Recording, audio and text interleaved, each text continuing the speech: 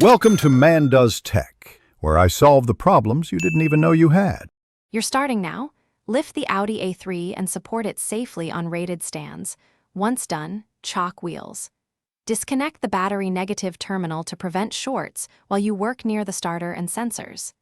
Next, remove intake components and starter heat shield to clear the bell housing area.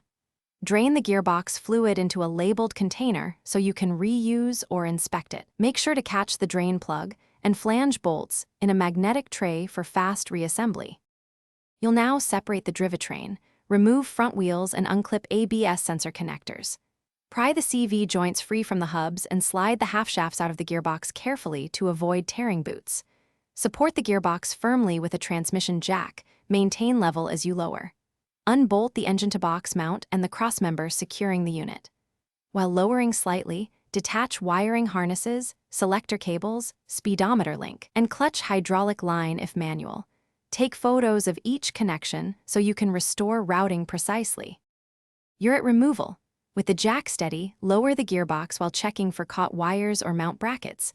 Once the bell housing clears the dowels, slide the box straight back and off the engine. Inspect the flywheel, pressure plate, clutch disc, input shaft, and front seal for scoring or play. Replace worn components now to avoid repeat removal.